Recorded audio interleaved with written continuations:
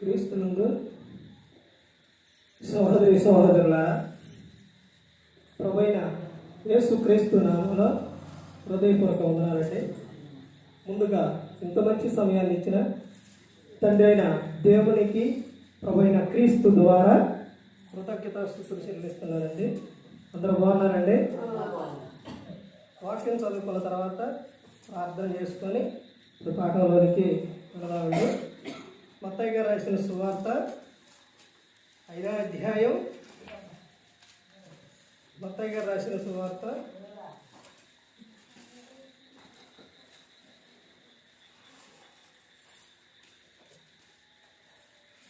5వ అధ్యాయం 43వ వచనం నుంచి, నీ పొరుగువాని ప్రేమించి నీ శత్రువును ద్వేషించమని చెప్పబడిన మాట మీరు విన్నారు కదా. నేను మీతో చెప్పినదేమనగా, మీరు పరలోకమందున్న మీ తండ్రికి కుమారులై ఉండునట్లు మీ శత్రువులను ప్రేమించుడి, మిమ్మల్ని హింసించు వారి కొరకు ప్రార్థన చేయుడి. ప్రార్థన చేస్తున్నామండి.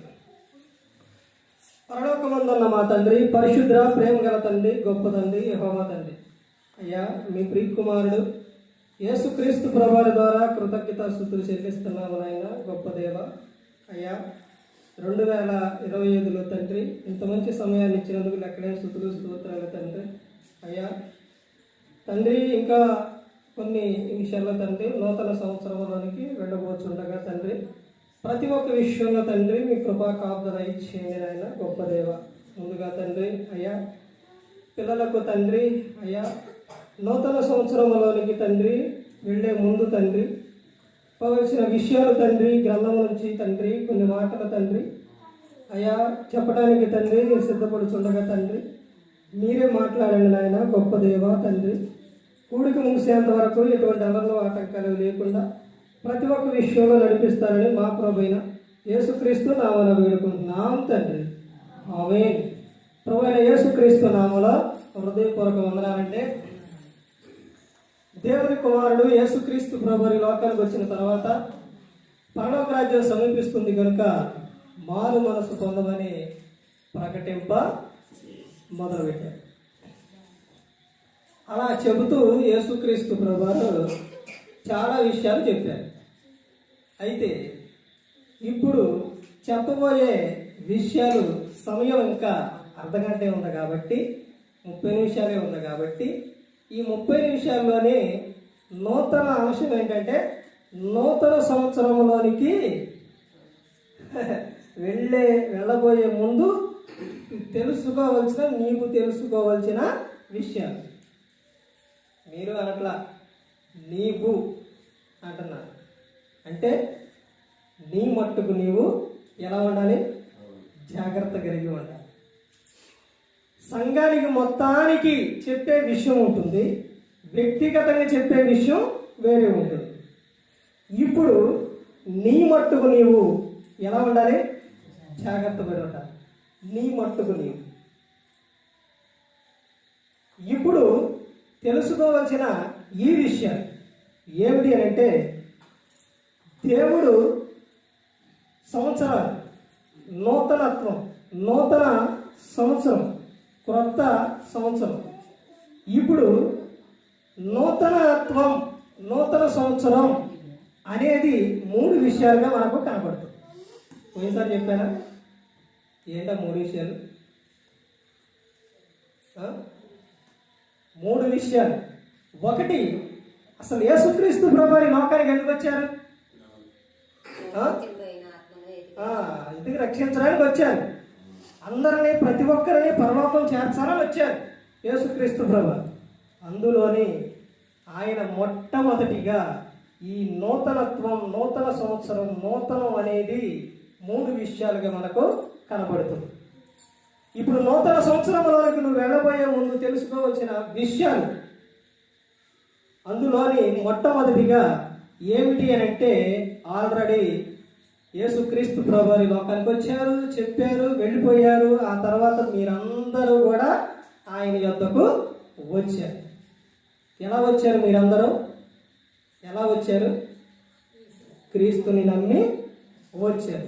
అదే మొట్టమొదటిగా ఏమిటి అని అంటే నూతనత్వం. మనిషికి శాశ్వతమైనది యేసుక్రీస్తు ప్రభువారు ఇవ్వటానికి ఈ లోకానికి వచ్చారు. అదే మొట్టమొదటిగా నూతనత్వం. నూతనం అని అంటే క్రొత్తగా జన్మించడం. యోహాను సువార్త 3:3 మనకు కనబడుతుంది. ఒకడు నీటి మూలముగాను ఆత్మ మూలముగాను జన్మించితేనే పరలోక రాజ్యంలో చేరతాడు. అది మనిషికి మొట్టమొదటిగా మనిషి పొందవలసినది బాప్టిజం. ఇప్పుడు నువ్వు అక్కడ పొందిన నీ పేరు ఎక్కడ రాయబడదే? పరలోకంలో రాయబడదు. ఇప్పుడు నువ్వు ఏ జన్మ జన్మించును? నూతన జన్మ జన్మించిన వారు. రెండో విషయం ఏంటంటే వివాహం. రెండో విషయం ఏంటి? నూతన జన్మ ఏమిటి అని అంటే వివాహం. ఎక్కడో ఉన్నవారిని దేవుడు జతపరుస్తాడు. మూడో విషయం ఏంటంటే ఇదే. ఏంటది? క్రొత్త సంవత్సరం. క్రొత్త సంవత్సరంలోనికి వెళ్ళడం అంటే పాతవి ఏమైపోయినాయి? ఇప్పుడు బాప్టిజంతో పాత ఏమైపోయినాయి? ఇప్పుడు వివాహంతో అది వరకు ఏవైతే ఉన్నాయో ఆ వివాహం సందర్భం అనేది ఇప్పుడు ఎక్కువగా అవసరం లేదు. కానీ ఎందుకంటే అది వివాహంలో చెప్పే విషయాలు. ఇప్పుడు ఈ నూతన సంవత్సరంలోనికి వెళ్ళే ముందు నీ పాతవన్నీ కూడా ఏం చేయాలి? వదిలేసుకోవాలి. ఎలాగైతే బాప్టిజంతో నువ్వు అన్నీ వదిలేసి క్రొత్తగా తల్లి గర్భం నుంచి నువ్వు శిశువు వచ్చినప్పుడు ఎలాగైతే ఉంటారో అలాగే ఉండాలని దేవుడు కోరుకున్నారు. ఆ విధంగా ఉండాలి. అందుకనే నీకు సంవత్సరాల తర్వాత సంవత్సరాలు దేవుడు ఇస్తున్నారు అని అంటే ఊగివ్వట్లేదు. ఎందుకో తెలుసండి? నిన్ను ఆయన ప్రేమిస్తున్నారు కాబట్టి, ఆయన కృప నీతో ఉంది కాబట్టి. ఆయన కృప ఎప్పటి వరకు ఉంటుంది? కీర్తనలు 106, కీర్తనలు 107. ఈ కీర్తనలు చదివితే అర్థమైంది. ఆయన కృప ఎప్పటి వరకు ఉంటుంది? నిరంతరం ఉంటుంది ఆయన కృప. ఆయన కృప మీకు ఉంది కాబట్టి, మనందరికి ఉంది కాబట్టి ఈ రోజున ఇక్కడ ఉన్నామన్నమాట. ఇప్పుడు నూతన సంవత్సరంలోకి వెళ్ళబోయే ముందు నువ్వు తెలుసుకోవలసిన విషయాలు ఏంటి అని అంటే మొట్టమొదటిగా చెబుతున్న విషయము యేసుక్రీస్తు ప్రభువు చెప్పిన విషయం. మత్తయి సువార్త 5వ అధ్యాయం 44వ వచనంలో ఏమని చెప్తున్నారంటే, నేను మీతో చెప్పున్నదేమనగా మీరు పరలోకమందున్న మీ తండ్రికి కుమారులై ఉండినట్లు మీ శత్రువులను ప్రేమించుడి. మీ శత్రువులు ఏం చేయాలంట? ప్రేమించాలి. వారిని ప్రేమించే వారిగా ఉండాలి. అలా ప్రేమ అనేది నీలో లేకుండా నువ్వు క్షమించకుండా నూతన సంవత్సరంలోనికి వెళ్ళిన ప్రయోజనం లేదు.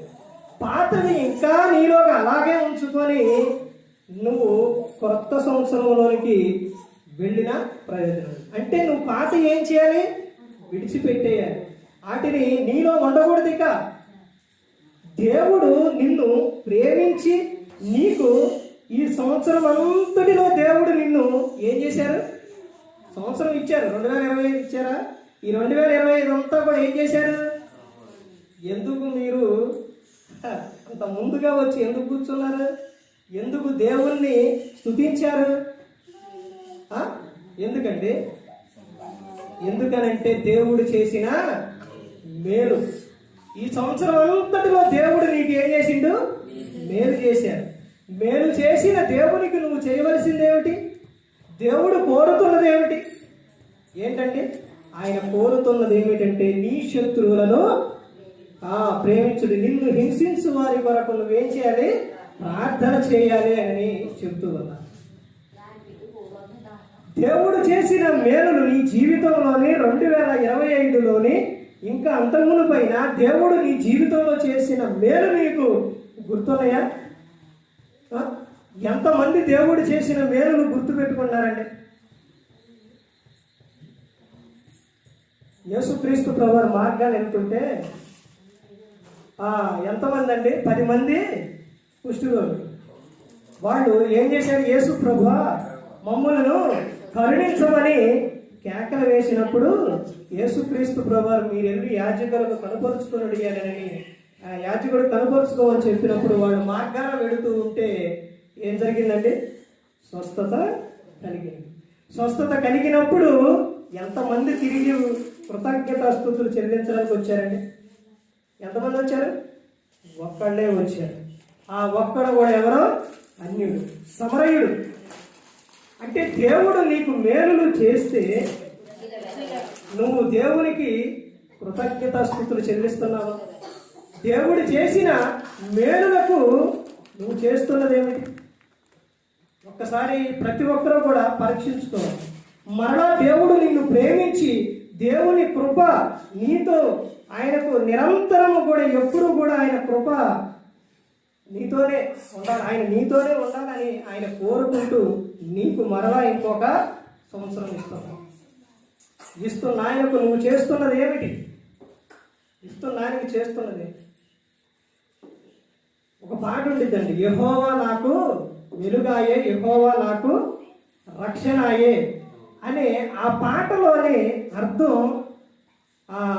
ఎన్ని వచనాలు అయితే 3 వచనాలు ఉంటే అందులోని ప్రతి ఒక్క దాంట్లో కూడా చాలా అర్థం అనేది ఉంటుంది. ఆయన నాకు ఎలా ఉన్నారని చెప్తున్నారు? వెలుగుగా ఉన్నారు, రక్షణగా ఉన్నారు. నేను కింద చెబుతారు కదా, ఆయన నాకు వెలుగుగా రక్షణగా ఉంటే నేను ఎవరికి భయపడను, నేను ఎవరికి భయపడను అని చెప్తున్నాను. ఆ తర్వాత కింద వచనంలోనే ఏమని చెబుతారు అని అంటే ఆయన నిత్యము కూడా ఆయన ఏం చేస్తారనంటే ఆయన కాపాడుతారు. ఆయన నిత్యము కూడా నిన్ను ఏం చేస్తారనంటే కాపాడుతారు.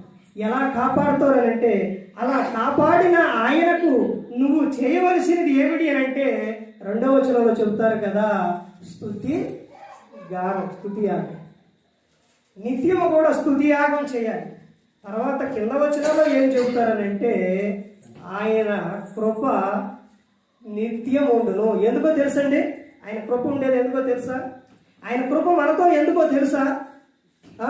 తన ఆజ్ఞలను పాటించుటకు దేవుడు తన కృప మనతోనే ఉంచాడు. దేవుని కృప కాపుదల లేనిది ఎవరు కూడా ఏమీ చేయలేరు. తర్వాత ఆయన చూడండి ఇక్కడ ఏమని చెప్తున్నారు? కీర్తన గ్రంథం 102వ కీర్తన చూడండి. 102వ కీర్తన ఇక్కడ భక్తుడు చెబుతున్న విషయం చూడండి. 24వ వచనం చూడండి. నేనిలాగో మనవి చేసి తిని నా దేవ నా దినముల మధ్యను నన్ను కొనిపోకము, నీ సంవత్సరములు తరతరములు. అంటే భక్తుడు ఇక్కడ ఏం చేస్తున్నాడంటే ప్రార్థన చేస్తున్నాడు. నీవు చేయవలసిన పని ఏమిటి అంటే ఒక 100 కేజీలు 1000 కేజీలు నీ మెత్తి మీద బరువు పెట్టుకోవడం కాదు. ఆయన అర్థమవుతుందండి. నువ్వు ఇంత బరువు మొయ్యి అని నేను చెప్పట్లేదు. ఆయన చెబుతున్న విషయం ఏంటంటే నీ మేలు కోరే చెబుతున్నారు. ఏం చెబుతున్నారంటే ఇక్కడ మనవి అనగా ఏంటంటే ప్రార్థన చేయమంటున్నారు. ఇక్కడ భక్తుడు ఏం చెబుతున్నాడు? నేనేలాగూ మనవ చేసేది నా దేవా నా దినముల మధ్యను నన్ను కొనిపోకము, నీ సంవత్సరములు తరతరములు ఉంటాయి. ఆయన సంవత్సరాలు ఎలా ఉంటాయనంటే తరతరాలు కూడా ఉంటాయి అన్నమాట. ఇలా సంవత్సరములు గడుచుచుండగా ఆయన కృప ఉండాలి అని అంటే ఆయన చెబుతున్న విషయం ఇంకా చూడండి. సామెతల గ్రంథం 9వ అధ్యాయం, సామెతల గ్రంథం 9వ అధ్యాయం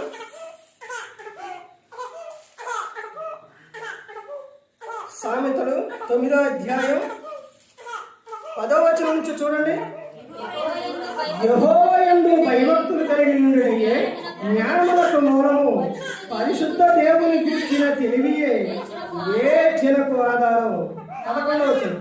నా వలన నీకు దీర్ఘాయువు కలుగును, నీవు జీవించు సంవత్సరములు అధికములగును. చూశారండి? నా వలన అనగా ఎవరి వలన? దేవుని వలన. దేవుని వలన నీకు ఏం కలుగుతుందంట? దీర్ఘాయువు కలుగును. దేవుని వలన దీర్ఘాయువు కలగాలంటే, దేవుడు నీ ఆయుష్ పెంచాలి అని అంటే ఇంకా ముందుకెళ్తే మనకు అర్థమవుతుందండి. ఇక్కడ ఏమని చెప్తున్నారు చూడండి, నా వలన నీకు దీర్ఘాయువు కలుగును, నీవు జీవించు సంవత్సరములు అధికములగును. అధికములగాలంటే ఏం చేయాలి అంటే, ఎక్కువ అవ్వాలి అని అంటే, నీ సంవత్సరంలో ఎక్కువ అవ్వాలంటే ఏం చేయాలి? పైన వచనాలనే చెప్తున్నారు. 10వ వచనం, యెహోవా యందు భయభక్తులు కలిగి ఉండాలి. యెహోవా యందు భయభక్తులు కలిగి ఉంటే నీ ఏం కలుగుతుంది? దీర్ఘాయువు కలుగుతుంది. దేవుడు నిన్ను ప్రేమించి నీకు మరలా ఇంకొక సంవత్సరం ఇస్తున్నారు. అందులోని దేవుడు ఆ సంవత్సరంలోనికి వెళ్ళడానికి దేవుడు నీ నుండి కోరుకోలేదు ఏమిటి అని అంటే, ఒకటి నీ శత్రువులను ఏం చేయాలంట? ప్రేమించు, క్షమించు. తర్వాత చెబుతున్న విషయం ఏంటంటే, యెహోవా యందు భయభక్తులు కలిగి ఉండు. నీవు ఏం చేయాలంటే ప్రార్థన చేయాలి అని చెప్తాను. దేవుడు చేసిన మేలులకు ఏం చేయాలి అంటే కృతజ్ఞతాస్తుతులు చెల్లించాలి. అబ్బే మాకు ఇంకా సమయం లేదండి, ఇంకెంతో సమయం లేదు, ఇక కొద్దిగా ఉంది సమయం, ఈ లోపు మీరు చెప్తున్నారు కదా, నేను ఇంకా ప్రార్థన ఎప్పుడు చేయాలి అనుకుంటున్నారా? వీళ్ళు ఆ పక్షవాయువు కలిగిన వారు, లేకపోతే గుడ్డివారైనా కానీ, లేకపోతే భయపడేవారు కానీ, వీళ్ళందరూ చేసిన ప్రార్థన ఎంత చేశారు? ప్రార్థన ఎంతసేపు చేశారండి ప్రార్థన? సందర్భానుకూలంగా చేసే ప్రార్థన కూడా ఉంటాయి, కానీ సమయానుకూలంగా సమయం లేనప్పుడు చేసే ప్రార్థన కూడా ఉంటుంది. అర్థమవుతుందండి? ఇక్కడ ఏమని చెప్పారు వీళ్ళు? యేసు ప్రభువా మమ్మును కరుణించు. అయిపోయింది. పేతురు గారు మునిగిపోతున్న సమయంలో ఏమని కేకలేసిండు? ప్రభువా రక్షించు అని కేకలేసిండు. ఇంకొక సందర్భంలో ప్రభువా మమ్మల్ని కాపాడుమని కేకలు వేశాడు. అర్థమవుతుందండి? నువ్వు దేవుని మందిరానికి వచ్చి నువ్వు నీ మనసులో చేసుకునే ప్రార్థన, నువ్వు చేసే ప్రార్థన దేవుడు ఏం చేస్తారు? వింటారు, ఆలకిస్తారండి. అదే చెప్తున్నారు కదా 139వ కీర్తనలో ఏమని చెప్తున్నారు? కూర్చుండుట, లేచుట, పడుకునుట ప్రతి ఒక్కడి కూడా ఆయనకు తెలుసు. ప్రతి ఒక్కడి కూడా తెలుసు. ఇంకా చెప్తున్నారు, ఏమని చెప్తున్నారు అంటే, ఇంకా చూడండి ప్రసంగి 12వ అధ్యాయం, ప్రసంగి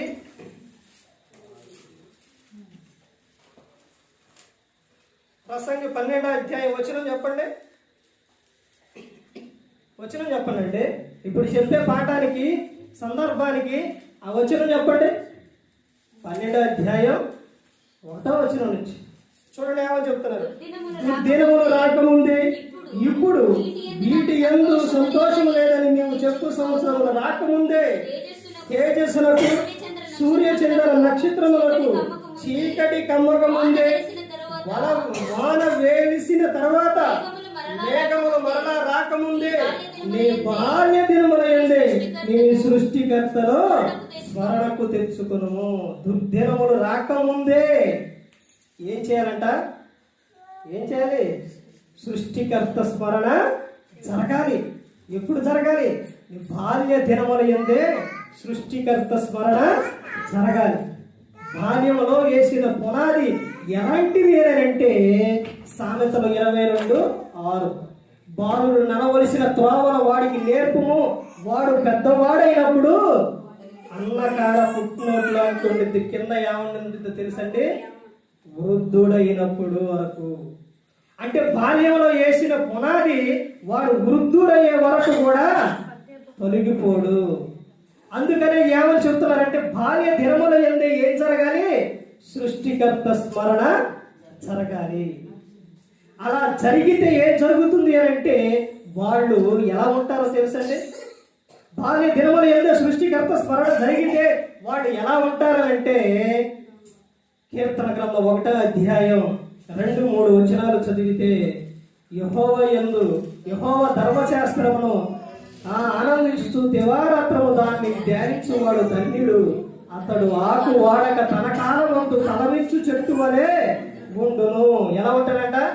ఫలమిచ్చు చెట్టు వలె ఉంటారన్నమాట. నీటి కాలువల ఎర్ర నాటబడిన మొక్క ఎలాగైతే ఉంటుందో వారి జీవితం కూడా అలాగే ఉంటుంది అని. వాళ్ళు ఎప్పుడు కూడా ఎలా ఉంటారనంటే చిగురిస్తూనే ఉంటారు. వాళ్ళు ఎప్పుడు ఎలా ఉంటారు అంటే ఆనందంగానే ఉంటారు, సంతోషంగానే ఉంటారు. దేవుడు కోరుకున్నది కూడా అదే. నీకు సంవత్సరం తర్వాత సంవత్సరాలు ఇస్తున్నారు అని అంటే దేవుడు నిన్ను ప్రేమించి నీకు ఇస్తున్నాడు. అందులో నువ్వు చేయవలసిన పనులు ఏమిటి అని అంటే పైన నుంచి ఇప్పుడు మనం చూసుకుంటూ వస్తూనే ఉన్నాం ఒక్కొక్కటి. అర్థమైందండి? అందులో ఇప్పుడు చేయవలసిన పని ఏంటంటే బాల్య దినముల యందు సృష్టికర్త స్మరణ జరగాలి. పిల్లలతోని, చిన్న చిన్న పిల్లలతో, యవనస్తులతో ఇలాంటి సందర్భాలు, పండగలు వచ్చినప్పుడు వాళ్ళతో డ్యాన్స్ వేయటాలు లేకపోతే ఏ చేయటాలు కాదండి. వాళ్ళకి గ్రంథాన్ని ఇచ్చి ఇదిగో యేసు జ్ఞానవంతును, వయసునందును, దేవుని దయందును, మనుషుల దయందును వర్ధిల్లుచుండెను అని వాళ్ళకి నేర్పాలి. వాళ్ళకి నేర్పినప్పుడు వాళ్ళు ఏమవుతారంటే పెద్దవై వాళ్ళు అవుతున్నా కొలది వాళ్ళు దినదినము ఫలిస్తారు. నీ మాట వింటారు వాళ్ళు. తర్వాత ఇంకా సందర్భం ముందుకెళ్తే చూడండి ఏమని చెప్తున్నారు.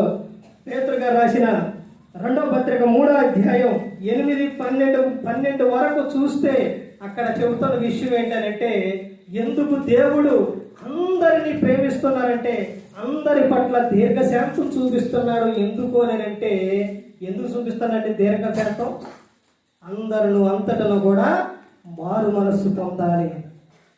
యేసుక్రీస్తు ప్రభువారు ఇప్పుడే వస్తే ఒక్కసారి ఆలోచించండి. మారు మనస్సు పొందని వారు ఎంతమంది నరకానికి వెళ్ళిపోతారు.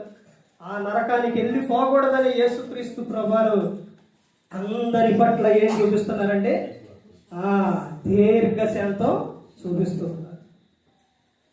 దీర్ఘశాంతం అందరినీ కూడా, ప్రతి ఒక్కరిని కూడా ఆయన ఏం చేస్తున్నారనంటే ప్రేమిస్తూ ఉన్నారు.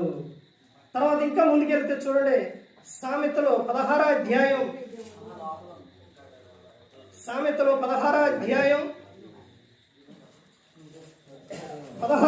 సామెతలు 16వ అధ్యాయం 7వ వచనం చూడండి. ఒకని ప్రవర్తన యెహోవాకు ప్రీతికరమగునప్పుడు ఆయన వాని శత్రువులను సహా వానికి మిత్రులుగా చేయును. ఏం చేస్తారంట? ఒకని ప్రవర్తన యెహోవాకు ఎలా ఉండాలంటే ఎలా ఉండాలి అని చెబుతున్నారనంటే ప్రీతికరముగా ఉండాలి. అంటే దేవునికి నీ ప్రవర్తన ఎలా ఉండాలి అని అంటే నచ్చాలి. అలా నచ్చినప్పుడు జరిగే విషయం ఏంటంటే ఈ శత్రువులను కూడా ఆయన ఏం చేస్తారంటే మిత్రులుగా చేస్తారు. ఎలా చేస్తారు? యాకోబు గారు తెలుసండి? ఏ యాకోబు? ఏ పాత నిబంధనలో యాకోబు గారు. అర్థమైందండి? యాకోబు గారు దేవునితోని ఏం చేశారు? రాత్రి అంతా కూడా పెనుగులాడారు. అలా అయినప్పుడు సమయం 12 అయిందండి. అలా ఏంటంటే వినపడట్లే. ఇది ఉండటం వల్ల లోపల సౌండ్ కవర్ అవుతుంది. అక్కడికి వినపడట్లే, పెట్టిందే లేదా.